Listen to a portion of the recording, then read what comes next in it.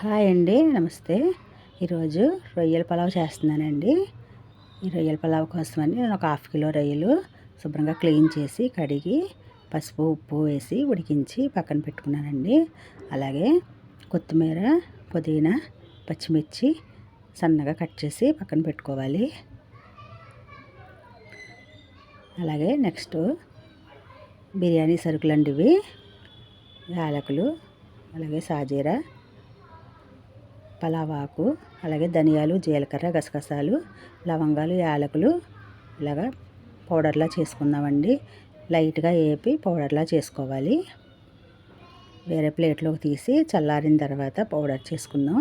అదే పాన్లో ఆయిల్ వేసుకొని మరి కొంచెం నెయ్యి కూడా వేసుకొని మనం ముందుగా ఉడికించుకున్న రొయ్యల్ని ఫ్రై చేసుకుందామండి.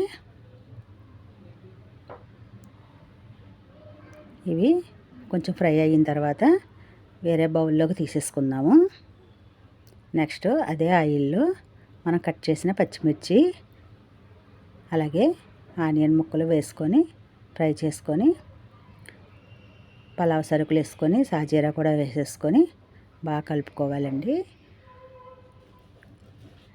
నెక్స్ట్ అల్లం వెల్లుల్లి పేస్ట్ కూడా వేసుకొని బాగా ఫ్రై చేసుకోవాలి.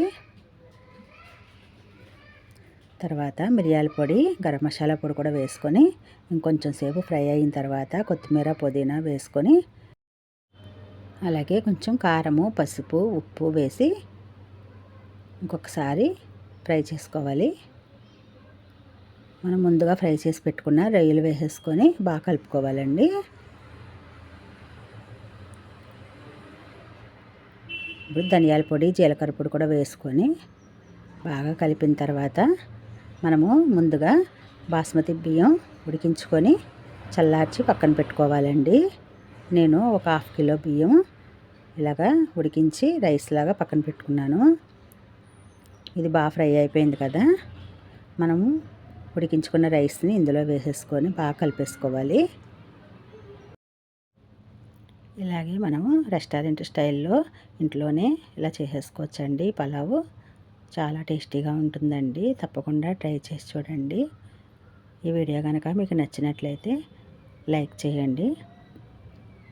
ప్లేట్లో తీసేసుకుందామండి. థ్యాంక్ యూ అండి. Thanks for watching.